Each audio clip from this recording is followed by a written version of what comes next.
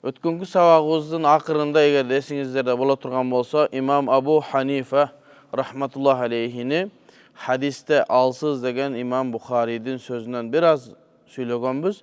Негизинен имам Бухари рахматуллах алейхинин кайсыл китебинде эмнеге Абу Ханифаны алсыз деген хадисте ага өзүнчө токтолобуз сабагыбызда. Өткөн сабагыбызда учкай гана айтканбыз. Абу Ханифа рахматуллах алейхи имам Бухари рахматуллах алейхи Абу Ханифаны хадисте алсыз деген. Эми ошону кээ бир адамдар ошол сөздү карайт дагы, о имам Бухарисиңби, имам Бухари. Имам Бухаридин сөзү турганда башканын сөзүн жийиштир. Имам Бухари Абу Ханифаны алсыз деп атат, биз сөзүн албайбыз деген далилдерди мындай далил келтирип жүрүшөт. Ошого айттык. Бардык эле бири-бирине айтылган сын пикирлерди ала бере турган болсок, анда көп адамдардын сөзүн албашыбыз керек болот. Эң биринчи Аллах Тааланын сөзүн албашыбыз керек болот. Эмнеге Аллах Таалага деле еврейлер эмне деди? Ядуллаху магълула.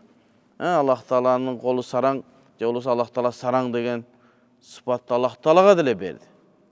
Андан кийин пайгамбарыбыз саллаллаху алейхи вассалам канча деген сөздөрдү айтты. Сыйкырчы деди, жалганчы деди, сыйкырчы деди, вале деди, баттер деди. Ошо айтылган сөздүн баарын ээрчип кете беребизби биз? Жок. Андан кийинки имамдарга, ой, сахабаларды капыр дегендер барбы? Айша энебизди зания дегендер барбы? Зинакор дегендер. Ошонун баарын ээрчип беребизби? Айтты деп эле. Жок, анын аркасына ээрчип кетпестен ар бир сөздүн төркүнүн издейбиз. Эгерде шариаттын мыйзамдарына, эрежелерине туура келсе кабыл алабыз. Ал атабыз болсо дагы. Туура эмес болсо. Анан жөн эле көрө албашчылыктан, душмандыктан айткан болсо, Аллах разы болсун сизден дейбиз.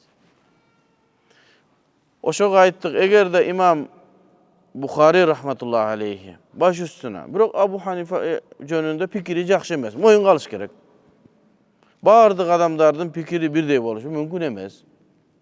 Пикири жакшы эмеспи? Имам Бухаридин пикири. Эми имам Бухари Абу Ханифаны алсыз деди деп, ага да жооп беребиз. Имам Бухаридин айткан сөзү 100% туурабы, туура эмеспи? Ал пайгамбар эмес да имам Бухари, туурабы? Ката кетиш мүмкүн. Айтылган сөзүн бирден бир талкуулайбыз, ал бир аздан кийин сабакта келет. Бирден бир кайсы китебинде айтты, эмне деп айтты, ушу айткан сөз туурабы, туура эмеспи? Андан кийинки аалымдар имам Бухари кантип жооп беришти? Имам Бухари эмне себептен Абу Ханифаны ошондой сөзгө айтты? Анын баарына токтонобуз. Эми жөн эле үстүртөн эле имам Бухари Абу Ханифаны алсыз дептир деп аркасынан ээрчип кеткендей торпок эмеспиз. Эми имам Бухаринин өзүнө келели. Имам Бухари рахматуллах алейхи чоң аалым, сөз жок. Хадис илиминде анын кылган кызматында анча-мынча адам кызмат кыла алган эмес. Макул, өзүнүн Сахих Бухари деген китебине хадистен бир бөлүгүн алып келип 5275 хадисти ошол жерге алып келди. Аллахым разы болсун. Бирок имам Бухари өзү деле адамдардын сөзүнөн курук аман калган эмес. Тарыхта Абу Хатим ар-Рази, анан Абу Зур ар-Рази, Яхья Зухли, жана башка Меммин деген тоо жабал деп коет. Тоо алымдар бар. Хадис илиминде Абу Зур ар-Рази, же болсо Абу Бакр ар-Рази бир нерсени, Абу Хатим ар-Рази бир нерсени айтса, хадис илимин алган, үйрөнгөн, ижазасы бар адам Абу Хатим ар-Рази мындай десе ордунда токтойт. Себеби хадис илиминде, жарху ва таъдил илиминде Абу Хатим ар-Разига жете турган инсан жок. Анын ал-жарху ва таъдил деген китеби бар, мухаддистерде, негизи эле мусулмандарда бир эреже катары колдонулган китеп. Абу Зур'a дагы ошондой. Яхья Зухли дагы ошондой. Мына ошолор деле имам Бухариди даиф деген. Хадис алынбайт деген.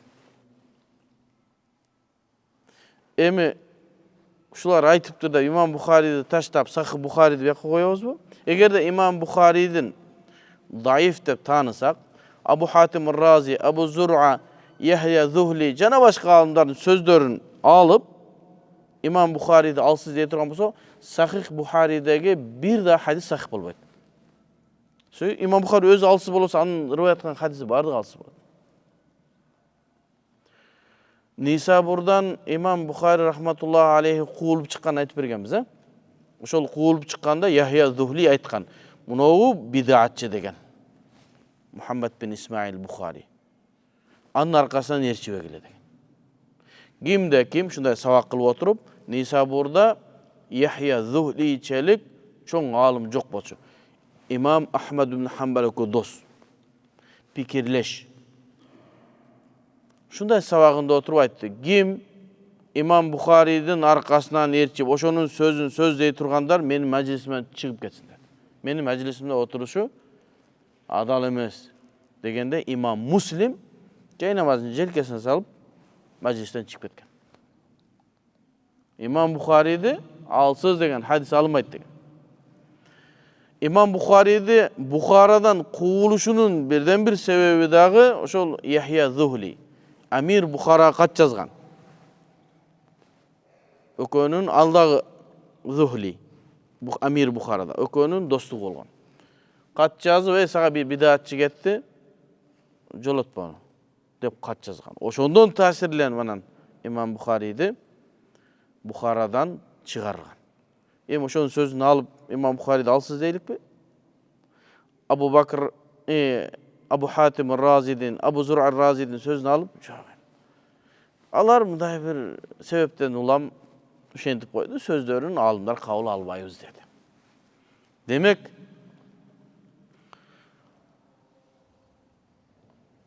сурооңо жооп бар деген сөз да. Эгерде İmam Bukhari'дин сөзүнө таянып Абу Ханифанын сөзүн албайбыз десең, анда булардын сөзүнө сүйөнүп İmam Bukhari'nin sözünü albaş керек деген söz çıkardı. Андай эмес. Бардығы илимдүүлөр шариатка эрежеге туура келсе, биз алардын сөздөрүн алабыз. Абу Ханифа боюнча дүйнөдөгү чоң аалымдар кандай мүнөздөмө берген? Эмне себептен кээ бир адамдар Абу Ханифанын жөн эле бир жаш баладай мамиле кылат? Эмнеге деди Абу Ханифа ката кеткен деп, жөн эле баласы ката кеткендей айтат. Жөнөкөй адам болгонбу? Жок. Дүйнөдөгү чоң аалымдар этрафка алынган, анын астына барып сүйлөгөндө дараты сынып калган адамдар. Барып сүйлөй алган эмес жанына. Анан азыр келип биз, Эми Абдул Азиз ибн Аби Давват деген чоң мухаддис аалым болгон. Бул Масжидил Харамда имам болгон, чоң аалым. Hicrattın 159. жылы бул дүйнөдөн өткөн. Башкача айтканда салафтардан чоң мухаддис аалым. Аалымдар анда садуқун хасанул хадис. Сөзү этибарга алына турган, хадиси этибарга алына турган адам деп мүнөздөмө берген. Ошол киши айтат: "Ан-насу фи Аби Ханифа." Адамдар Абу Ханифа жөнүндө ражулани эки топко бөлүнөт деди. Эки адам болот деди. Abu Hanifa жөнүндө söz сүйлөгөндөр эки адам. Jahilun bihi, Abu Hanifa'nı tanımagan, Abu Hanifa'nın kadrını bilbegen, Abu Hanifa kim ekenini bilbegen adam, cahil. Abu Hanifa jönündө tуура эмес söz сүйлөйт. Wa hasid, andan кийин көрө албагандар сүйлөйт.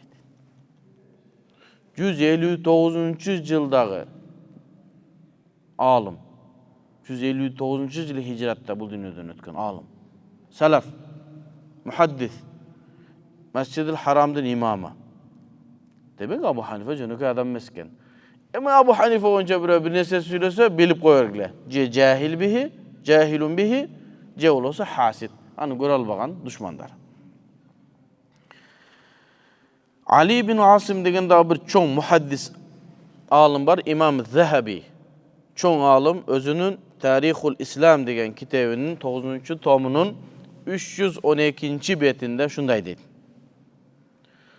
لو وزن عقل أبي حنيفة بعقل أهل الأرض لرجح بهم. Bu sözdün Ali bin Asim'nin sözü İmam Zahabi. İmam Zahabi'yi bilesiniz. Hadis iliminde en aldığın sapta turgan alım. Siyer-i A'lamun Nubala, Tarihul İslam, başka kitaplar var. bu kişi İslam'dın bir yaş mezgilinde İbn Teymiye'ye joluğup, İbn Teymiye menen ilim alıp biraz pikiri bozulgan, giyin İbn Teymiye'den kaytıp özünçe kayra tuğra jolga düşkön. İbn Teymiye'nin hatalıklarını yazgan. Özünün Siyer-i Alam-ı Nubala deyen kitabında bütünдөй Ahl-i Sunna'ga muvafık sözleri yazgan. Andan burada yaş mezgilinde Ahl-i Sunna'ga karşı ança sözleri, kitapları yazgan, biroq andan kaytkan. Al-Ulu deyen kitabı var, 17 yaşında yazgan. Al jerde Allah Taala asmanda dep yazgan, giyin o sözden kaytkan, özü kaytkan. Al boyunca deliller var. Giyin Ahl-i Sunna'ga koşulup, kayra dünyada etrafqa alıngan alım bolgan. Oşol janağı mazhab karmagandardын köpdөгөн sözlerini Siyer-i Alam-ı Nubala, Tarih-i İslam deyen kitaplarına жооп берген. Jana Peygamberimizdin kabrına ziyaret kılınga bolboyt degenine katı жооп берген. Allah Taala dünya asmanından bizatihi özü düşöt degenine жооп берген. Köp meselelerge жооп berip alardın akidaсын talqalagan insan. Oşol aytat. Oşol rivayatkat Ali bin Asim degen muhaddis adamdan alımdan rivayat kıladat. Egerde Abu Hanifa'nın aklın tarazaga koyula turgan bolsa, ekinci jagına yer betindegi adamların akılın tarazanın ekinci jagına koysa, Abu Hanifa'nın akıl oğurluk kıladır deydi. Şunday alım. Anan biz mındayla Abu Hanifa mı?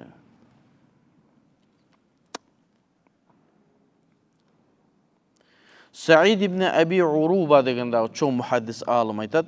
Kana Abu Hanifa alimul Irak. Abu Hanifa Irak'tın alımı dedi. Irak'tagı bir yaşaganıyla mınday adamman söz etibar kalınat degen yok. Irak'tın alımı. Irak'tı bilesiňer mi? Irak İslam'dın ilimdin bor-bor bolgan. Oşol jerde alım dep sıfatalaş üçün kanday? Kırgızstanda alım dep sıfatalaş üçün kanday adam boluşun kereksin? Irak Kırgızstan bir kiçineke yer. Irak degen nerse bütünдөй alımlar oşol jerde. Al Irak boyunca, Irak'tın abalı boyunca tigi eski Borbarık meşitте gelip kaldık уже. Al jakta aytabыз. Irak'tın abalı kanday bolgan, al jerdegi alımların, muhaddisleri kanday bolgan, an barda oşol jakta toktonabыз. Abdullah ibn Davud Hureybi degen çoğun alım, bul kişinin sözün İmam özünün Tehzib-ül Kemal fi Esma-i Rical degen kitabında rivayet kılat. Bul alımın adı kim? Tehzib-ül Kemal fi Esma-i Rical. 60 tom olacak, men adaşmasam. Jalan hadisi rivayet kılgan adamların ömür bayanı yazılgan. İmam Mizzi. Oşol İmam Mizzi rahmetullahi aleyhi Abdullah ibn Davud'dan rivayet kılıp aytat. Yecibu Abdullah ibn Davud'dan yecibu ala ehlil İslam. İslam eyleri, başkaca aytkanda musulmandar, alardın moynuna mildet en yad'uwa li Abi Hanife. Au en yad'u li Abi Hanife fi salatihim. Namazlarında Abu Hanife'ye dua kılışı vacip deptir. Emnege İslam'a kılgan kızmat üçün. Adamlarga hakikatty görgözgөн üçün, Peygamberimizdin dinin erejege salıp bizge jetkizgenlik üçün her bir musulman Abu Hanife'den kiyinki gelgen. Abu Hanife'ye dua kılışı vacip dedi. Bunu İmam El-Mizzi özün Tehzib-ül Kemal fi Esma-i Rical deyen kitabında alıp geldi. Mus'ir ibn Kidam. Mus'ir ibn Kidam degende çoğun muhaddis alım. Bu kişini İmam İbn Abdülbar özünün El-İntika degen kitabının 201. betinde şunday deydi. Ateytu Aba Hanifete fara'aytuhu yusalli al-gada. Abu Hanife jönünde jakşı pikirlerdi aytıp Ana haydi aytıp adamlarga jetkişikte Abu Hanife jönü tanıştırışımız gerek. Abu Hanife jönü adam emes eken degen. Mus'ir ibn Kidam Ateytu Aba Hanife. Abu Hanife'ga men geldim deydi. Fara'aytuhu yusalli al-gada. Bağımda toqu atkan eken.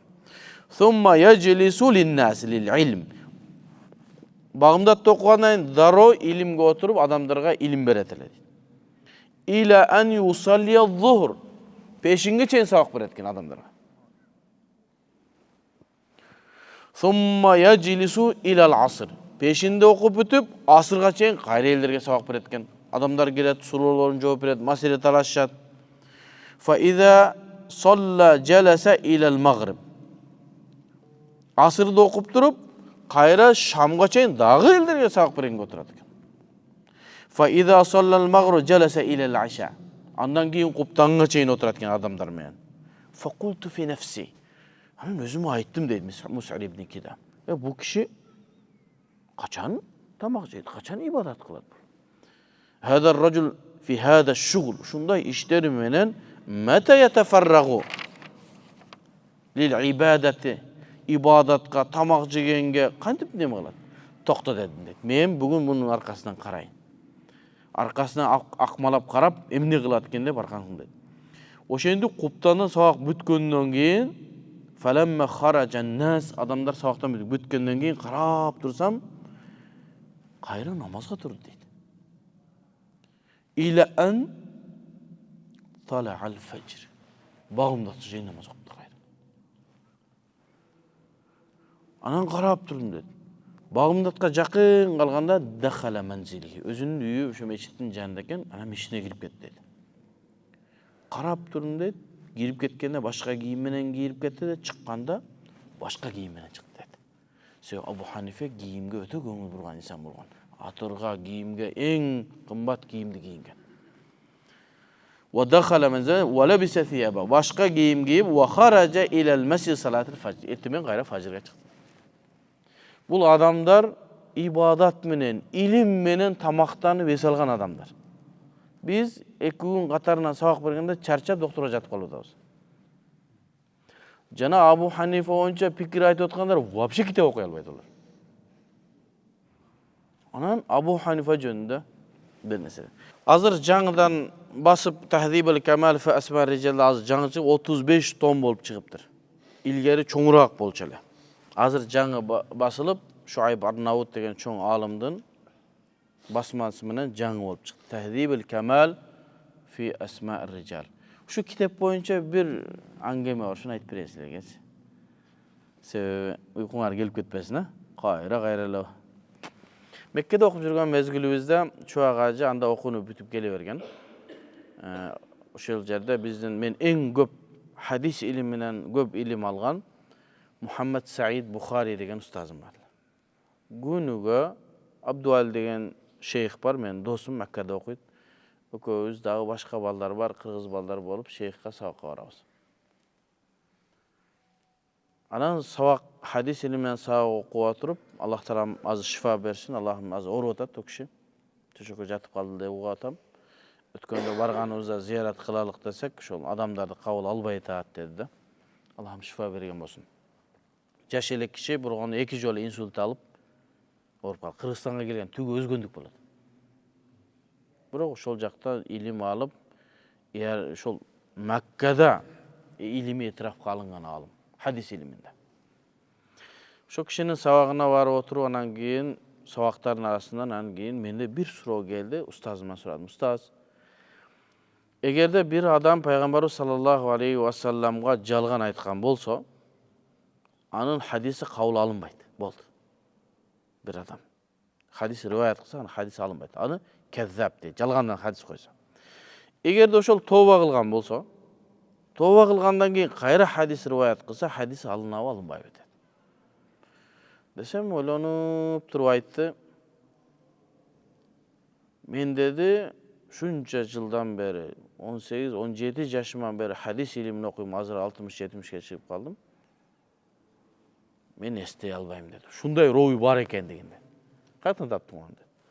Устаз дедим, бир жерден көргөндөй болдум эле, бирок өкүмүн билбей калдым дедим.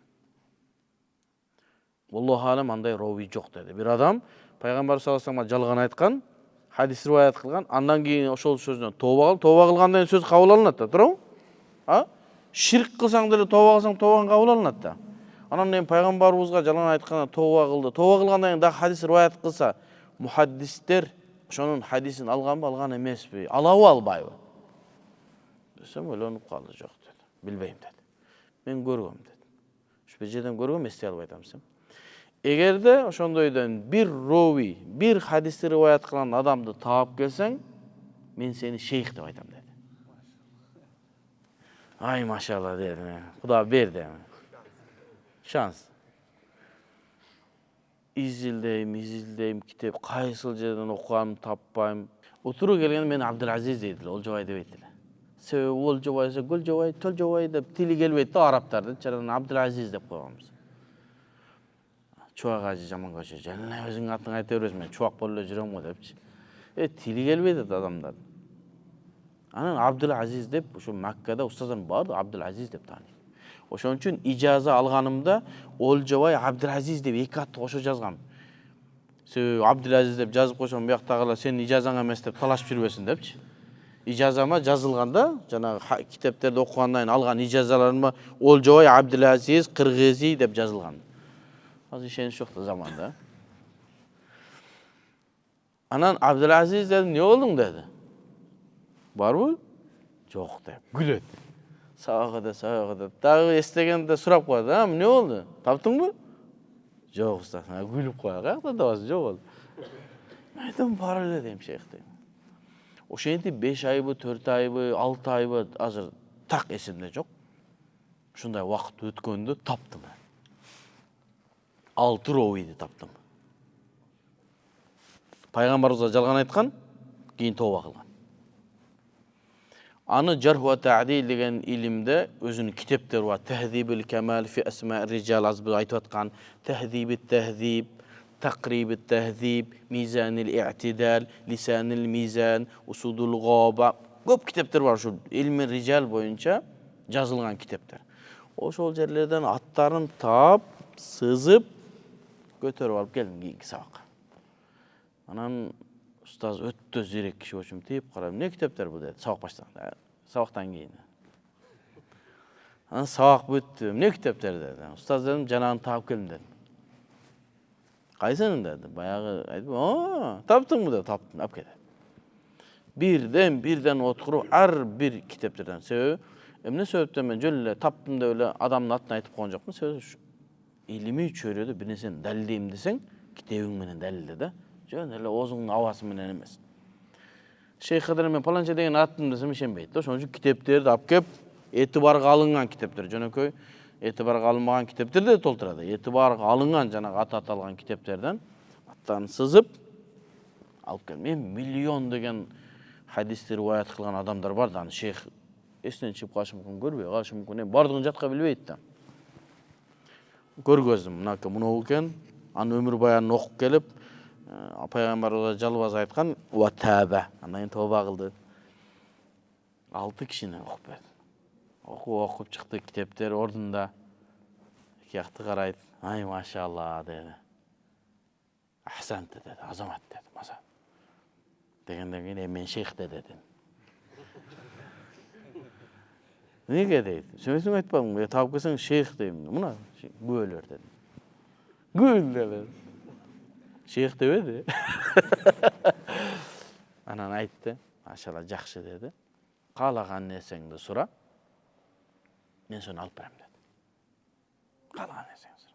Ал киши илими менен башкасы менен ушул Иордания немеде, Меккеде неме болуп, байлыгы дагы бар, баардык нерсеси бар, акчасы дагы бар. Чубак ажыга биринчи машинаны ушу киши сатып алып берген. Уккансыңарбы? Сабагын таштап, Кыргызстан сагынып кетем деп атканда машина алып берип алып калган. Машинаны ал деп көңүлүн ачып. Аялы биякта, өзү аякта болуп, ысык, бер авторитет болуп жүргөн чубак ажыга. Немеде улуттук немеде сабак берип, университетте. Аякка барып эле чөлгө түшүп калып, аны кеткиси келген, баласын чакырып, аны машина алып берген. Ушу устаз алып берген. Toyota Corolla деген машина алып берген эле. Мен барганда минип жүрөт эле. Анан айтты, "Эмнени каалайсың, ошону айт, мен ошону сатып алып берем" деди.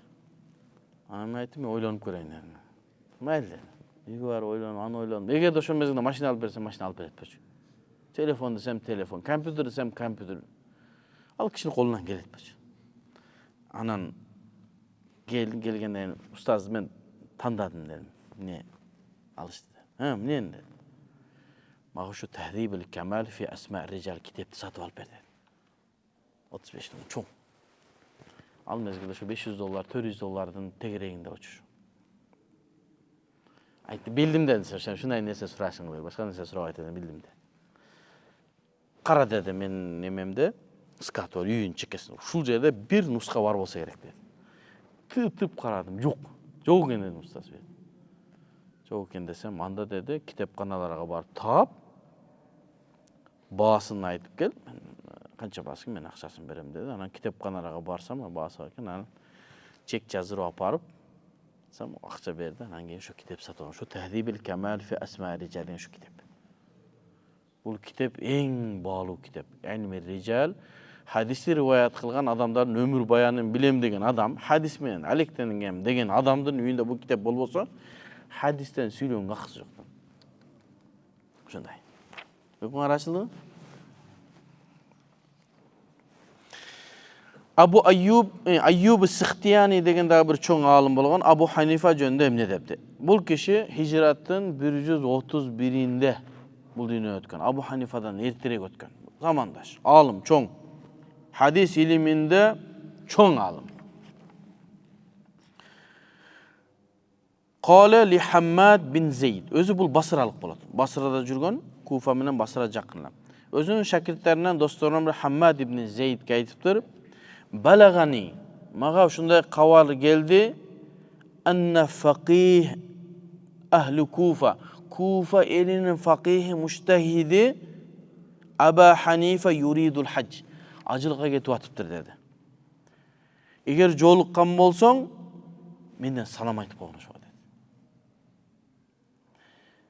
Bu sözdün meselesi bul Ayyub Sikhtiyani jönököy adam emes. Oşol kişi faqih ahli Kufa, Kufa elinin mujtahid mutlaqı faqihi dep etraf kalıp. Sen etraf kalbaysın. Sebep al şu zamanda jaşagan, anın awalın bilgen, süylөгөн sözün oşol mezgildegi kadır barkın bilgenligi üçin ne dedi? Balagani anna faqih ahli Kufa, Kufa elinin faqihi acıga ketip atıptır. Men sen Allah'a açık ettik ekendem. Hammad bin Zeyd. Sen barıp kalsın, jolup kalsın menden salam ayt. Mına şunday adam. Emi dagı başka bir kitapta Haricat ibn Badil degen adam rivayet kılıp aytat. Da'a Abu Ja'far Mansur. Abu Ja'far Mansur degen Abbasilerden ikinci halifası. Abu Mansur al-Mansur. Abu Ja'far al-Mansur. Abbasi Bani Abbas. Abbasilerden ikinci halifası. Tertip menen gelgende Peygamberimizden beri 21. halifa. Peygamberimiz Hulefâ Raşidin, anan Abbasi, Umayyi getir. Şonun eseptigende 21. halifa. Sunni jakşı alım bolgon. Bul kişi 22 yıl halifalık kılgan. Oşo da'a Abu Ja'far Mansur Abu Hanife ilal qada. Abu Hanifa'nı kazılıkka çakırdı. Gel, kazı ol dedi. Fa aba aleyhi Abu Hanife baş tartdı. Men ilimmeyen alik bolam. Men o kazılığa jaramayım ben. Adamlar mansaptan kaçkan. Abu Hanife bizge ülgü olmuş gerek. Mansapka çurkap emez, mansaptan kaçış gerek. İlimge, sabak bergenge, kitap yazganга. Fa habasahu. Söyle yelde muhtaçlığı var, ukpagany kamap koyup turapar. Abu Hanifa'nın. Thumma da'a faqal. Ana çakırıp keltirip tergabu amma nahnu fihi. Mine bizdin jolu sen tora emес otasın. Biz mine tora emес jolu. Mine kazı bolsa bolboytasın. Dep Abu Ja'far hem Abu Hanifa'nın takvalığı jönünde söz bolup atat da. Emne sebepten kazılıktan baş tartıp otasın desem Allah Teala sizin avalınızda oңдосун momundardын amiri inni la asluhu lil qada. Men kazılığa jarabayım. Maşallah. Abu Hanife jarabasa dünyada kim jarayt kazılığa? Adamlar özünü arkaga tartkan. Men tatıktımın degen emes, men tatıksızmı degen. inni la aslihu lil qada. Qazılıkka men jarabайм dedi. Degenden keyin kadapta жалган ayttың dedi.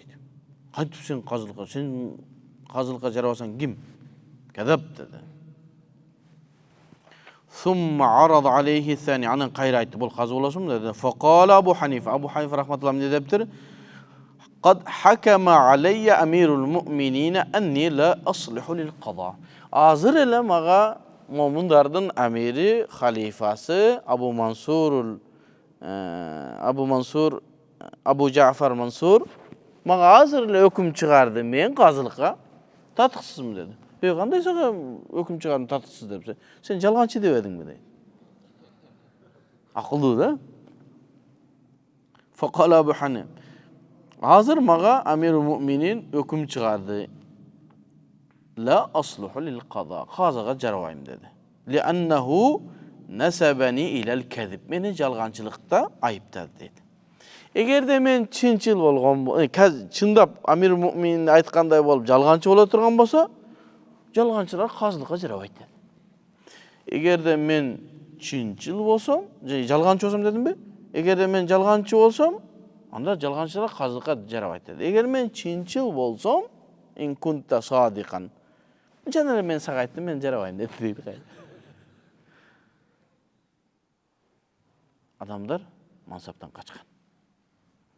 Жалганчылык деген nerse hadis iliminde negeze ele İslam'da ötü ayıp eseptirildi. Bu жерде эмне себептен Abu Ja'far Mansur Abu Hanifani жалганчы деп айтты. Ачысы келип атат да, казы болуп мынакта элди көтөрөлү, адамдар маселесин чечсе качып атат да. Ошого эгерде сахабалар радıyallahu anhum hadis iliminde birin kezapta жалган айттың dese, ay aqta'ta деп түшүнөбүз деген. Kata kettin деп түшүнөбүz деген. Себеби сахабалардын бардыгы бизде уду сөздөр кабыл алынат да, жалганчы эмес сахабалар. Bir sahaba ikinci sahabanın жалганчы dese ne olur deyip de. Dese hadis ilimdeki alımlar deyip. Eğer de sahabalar biri жалганчы dese kata gettin deyip düşündürüyor. Жалган деген жаңағы ayıptı, sıfat sahabalara жарашпайт deyip. Бұл жерде de ошондой. Бұл жерде kadapta деген ay sen тура эмес айтып атасың. Sen жарайсың казылыкка деген сөз. Дагы bir неме acılık mezgilinde жүрөбүz. Жана устазымды барып ошол жана биздин кыргыздар жаткан ажылыктагы мейманкананы ошол устазыбыз карайт эле. Бекер ошондо ошо кыргыздар бекер жатышында да чубак ажынын салымы бар. Адамдар автобуста жаткан мезгилде ошол сүйлөшүп, устаздар менен сүйлөшүп ошол жердеги вакыфтарга бекер жаткызган. Анан машинеден түшүрүп, бир жагы инсульттан жакшы иштебей калган, анан апарам, анан ошо башында турат тамак беребиз ажыларга, иштейм ошол жерде жардамдашып. Men hem bayağı işçi ol istebeyim, ustazdı jetirep girip kayra maşinesinden çıkarıp balası yok bolup kalganda. Çıkarıp atsam anan dasturkon jayıp atışat. Acılarga tamakka. Anan jardamdaş dedi bir adamçı. Ошол кылып аткандар, ошол неменин кол астында иштеген устазыбыз доктор Мухаммад Саиддин кол астында иштегендер. Жардамдашуу жетишпей атабыз деди. Анан мен жардамдашасың, отур деди. Сен илим окугансың, булар кылат булар деди. Анан болбой эле азыр деп неме кылышып, кичине дастуркондорду жайышып, нандарды коюп, каймак, айрандарды коюп неме кылдык. Анан берке деп чакырды устаз, анан кайра келдим. Анан тамак келди. Анан тамагын да жедиретип почукта. Устаздын колу жакшы иштебейт. Баягы эттерден турап алып, тамагы оозуна салып, тамакты жедирет элек устазга. Ошентип тамак жедирип атсам, менин астымда да тамак бар. Жанагы киши айтты. Ой деди, иш кылыш десе болбойсуң да, эми студенттерди мындай көрөт да аларчы. Андай илимсиз адамдар. Иш кыл десе келбейсиң да тамак жеп атасың, деди. Меничи? Деди эле устаздын ачуусу келип кетти. Эй, тийишпе буга деди. Dediler, men ayttım, men azır neme kılıp dasturkonda salışıp koyup andan keyin geldim. Desem, kadap da dedi. Jalan ayttың da sen kılgan joksun. Degende anan ustazın açusu gelip ketti. Bunday kutura var go, oluğu tüşüp, kuzgarıp, sen mine hadis ilimini okugan, fiqh ilimini okugan adamsın, жалганчы дейсің. Лезің күлгümde, uuu, tüy korkup ketти. Bilet da, başçısı da. Jojo men bunday ele ayttım dedi. Ekinci talibül ilimdir андай sıfatты айтпаган. Bunu men çakırdım dedi. Негизинен жалганчылык эң шариатта айып эсептелинет. Бирок сахабаларга ушинтип айтылса, же башка аалымдарга бири-бирине айтылса, ката кеттиң деп жакшы күмөн кылыш керек. Шубрума деген Ибн Шубрума деген дагы чоң аалым бар. Абдуллах ибн Шубрума деген бул чоң аалым. Бул дагы хижраттын 144-жылы хижратта бул дүйнөдөн өткөн чоң мухаддис аалым. Кала ошол дагы айтты дейт. Бул сөздү имам Ибн Абдул Бар деген чоң аалым өзүнүн Ал-Интиқа деген китебинде баяндайт. Не дейт? Ажазатын ниса ан талида мисли Нуъман. Аялдар алсыз болду.